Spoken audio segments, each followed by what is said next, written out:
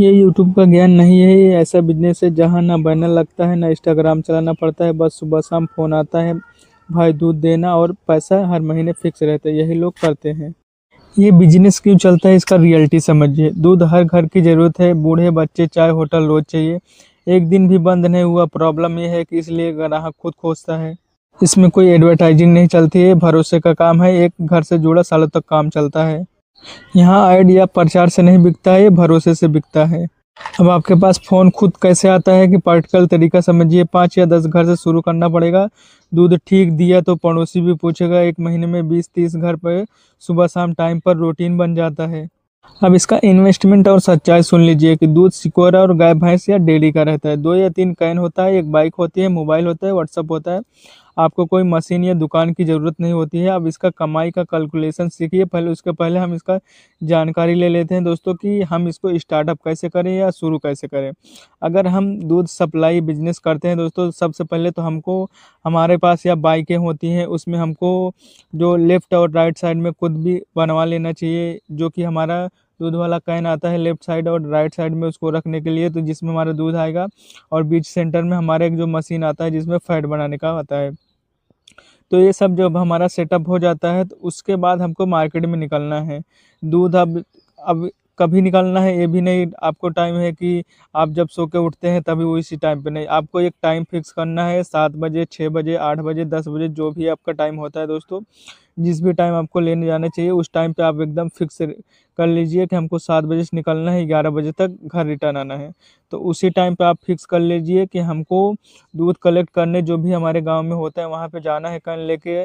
Bike है तो bike से जाइए, नहीं तो बैटरी वाले रिक्शा है तो उससे जाइए। तो बाइक पहले से स्टार्ट है, हर किसी के पास मिल जाता है तो बाइक से स्टार्ट कर सकते हैं। तो अगर हम बाइक से स्टार्ट करते हैं तो लेफ्ट और राइट साइड में रहता है, तो हम सुबह 7 बजे से अगर मान के चलते हैं निकलते हैं, तो हमारे जितने भी गाँव में रहते हैं तो शुरू-शुरू में तो हमको कोई इतना मिलेगा नहीं दोस्तों। तो हमको एक घर से कभी 1 लीटर मिलता है, कभी दूसरे घर से 2 लीटर मिलता है, कभी 1.5 लीटर, कभी 500 ग्राम। तो मतलब जितने भी होते हैं दोस्तों, हर एक घर से आपको कुछ न कुछ ज़रूर थोड़ा-थोड़ा ही मिलेगा, चाहे कितना भी मिले।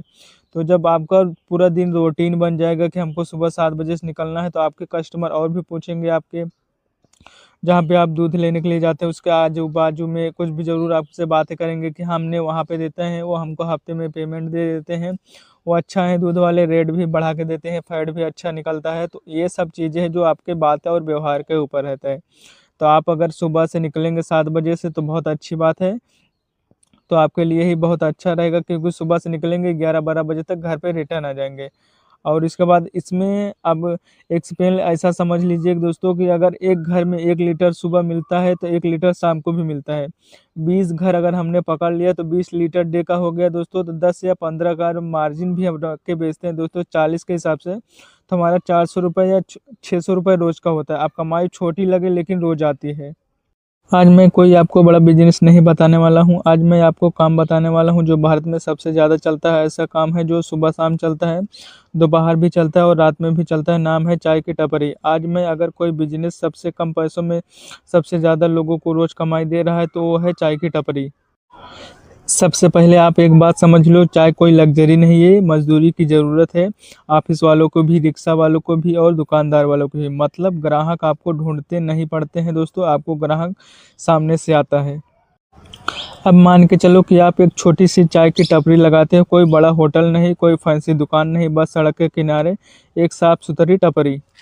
तो आपका दुकान लग चुका है, उसके बाद अगर हम 5:30 बजे भी या 6 बजे पहली चाय बनाते हैं, तो सबसे पहले आते हैं अखबार वाले हो गए, दूध वाले हो गए, सब्ज़ी वाले हो गए, मज़दूर हो गए। यहीं से आपकी दिन की शुरुआत हो जाती है। अब थोड़ा सीधा हिसाब समझ लो, अब ये दुकान हमने मान लो बहुत साफ-सुथरी जगह तो खोली है और जहाँ पे भीड़-भाड़ वाली जगह ज़्यादा होती है, क्योंकि अगर हम कोई भी चीज़ करेंगे तो जहाँ आदमी ज़्यादा आते-जाते रहेंगे वहीं पे करेंगे। तो अब हमारा ये हो गया चाहे कॉलेज के पास भी हो सकता है या बस स्टैंड के पास भी हो सकता है या रोड के किनारे भी हो सकता है जहाँ पब्लिक आते रहें। ऐसा नहीं गाँव के किसी कोने में खोल दें वहाँ जहाँ आदमी ना जाए, सुनसान जगह खोल दें वहाँ ना जाए। तो अब मान के चलो कि अगर हम 1 कप चाय ₹10 का दिन में 200 कप भी बिक गए तो ये बहुत नॉर्मल है। तो अगर हमारा 2000 की भी बिक्री रोज़ होती है तो महीने का ₹60,000। अब खर्चा निकालते हैं दोस्तों कि जैसे हमारा खर्च किसमें आता है, दूध हो गया, चाय पत्ती हो गई, चीनी हो गया, गैस हो गया, पानी हो गया, कुल खर्च मिला के 25 या 30,000। फिर भी 25 से 30 हज़ार में बचत हर महीने और ये कमाई रोज़ चलती है। अब लोग पूछते हैं कि इतनी चाय कौन पीता है? सच तो ये है कि एक आदमी दिन में 2 या 3 बार चाय पीता है। अब मान के चलिए 2 या 3 बार कैसे पीता है? अगर कोई ऑफ़िस मान के चलिए काम कर रहा है, उसका लंच हुआ उसमें भी चाय पिएगा। अब सुबह वो ड्यूटी पे जा रहा है उसमें भी चाय पिएगा।